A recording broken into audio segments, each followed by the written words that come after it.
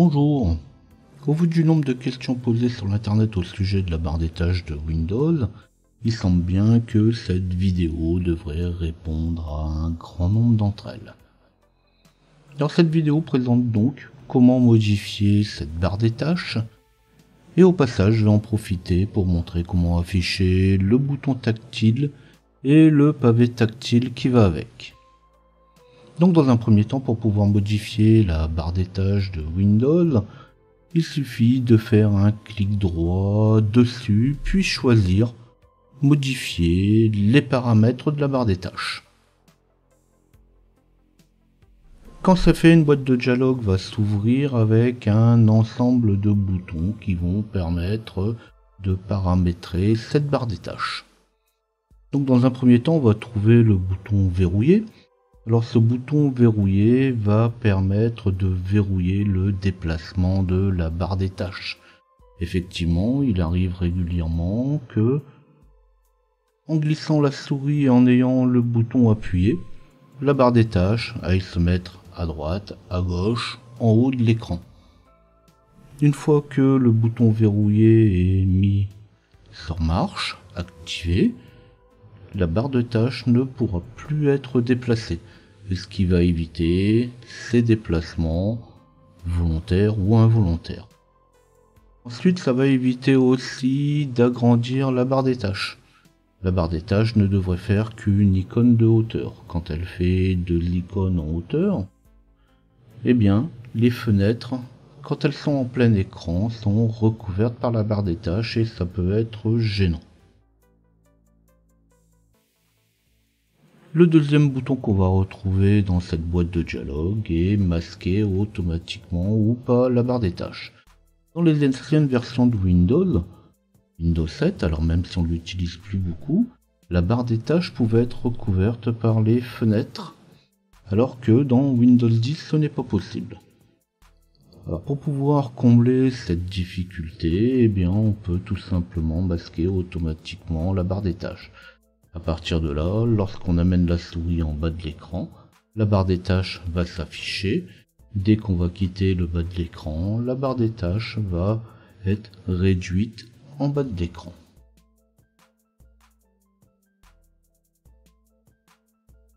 Ensuite, on va retrouver un bouton marqué petit bouton. Donc pour afficher tout simplement, comme son nom l'indique, des petites icônes plutôt que des grandes icônes. Après, ça reste une question de choix. Puis on trouve Aéropic. Alors Aéropic permet tout simplement d'afficher le bureau lorsqu'on va déplacer la souris en bas à droite de l'écran. Alors bien sûr, on peut avoir besoin d'afficher ce bureau, même si en passant la souris sur les différentes icônes, on peut voir déjà les différents programmes lancés. Ensuite, un bouton qui permet tout simplement d'afficher PowerShell à la place de l'invite de commande. Alors lorsqu'on fait un clic droit sur le menu démarrer, en bas à droite de l'écran, un menu contextuel va s'ouvrir avec différentes commandes. À l'intérieur de ces commandes, on va retrouver un invite de commande ou PowerShell à la place. PowerShell est tout simplement le nouvel invite de commande. Alors là encore une fois, c'est une question de choix et ça peut être aussi une question de besoin. Puis on trouve un bouton étiquette des applications. Donc tout simplement, ça permet d'afficher les étiquettes des applications plutôt que d'afficher uniquement les icônes. Un bouton pour les écrans multiples, donc lorsqu'on va utiliser plusieurs écrans, si on veut la barre des tâches sur uniquement l'écran principal ou si on veut afficher la barre des tâches sur les différents écrans.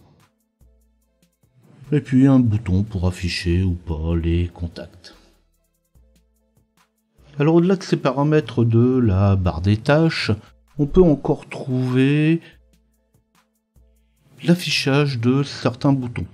Donc par exemple, c'est ici, toujours en revenant d'un clic droit sur le menu démarrer, on va pouvoir retrouver la possibilité d'afficher Cortana. ou pas, suivant que vous l'utilisez ou pas, afficher l'icône de recherche, et c'est là aussi où on va pouvoir sélectionner l'affichage du bouton clavier. Donc là encore, hein, c'est un bouton qui va vous permettre d'afficher une petite icône avec le clavier, alors non pas à gauche de l'écran comme Cortana ou le bouton recherche, mais à droite de l'écran. Alors le clavier va pouvoir proposer différentes dispositions. Donc entre autres, par exemple, la possibilité d'afficher en petites icônes ou séparer le clavier en deux pour les utilisateurs des pouces. Enfin, il existe aussi, et encore, un autre bouton possible qui va s'appeler bouton du pavé tactile. Alors le bouton du pavé tactile n'est disponible que sur les machines disposant d'un écran tactile.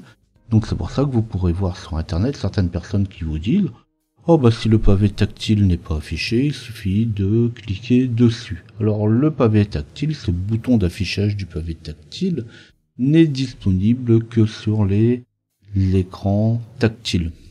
Alors, le clavier tactile qu'on a vu juste avant peut être utilisé avec la souris au besoin. Par contre, là, on va tout simplement afficher un pavé tactile, un touchpad, et le touchpad ne peut pas s'utiliser de toute façon avec la souris.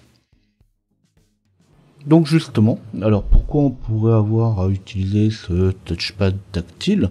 Bah, tout simplement parce que certaines personnes vont préférer utiliser la souris. Donc avec ce pavé tactile, on pourra afficher le pointeur de la souris qui sera plus précis que lorsqu'on clique avec le doigt sur l'écran. Voilà, j'en ai fait le tour des modifications de la barre des tâches. Ça reste quelque chose de très simple et comme je dis souvent, il en faut pour tous les goûts. Si vous désirez retrouver mes autres vidéos, n'hésitez pas à vous abonner. Pour retrouver mes différents documents, vous pouvez flasher le QR code ou taper LJP Info dans votre navigateur web préféré. Si cette vidéo vous intéressait, vous n'oubliez pas de liker. Si vous avez des questions à poser, n'hésitez pas, j'y répondrai toujours.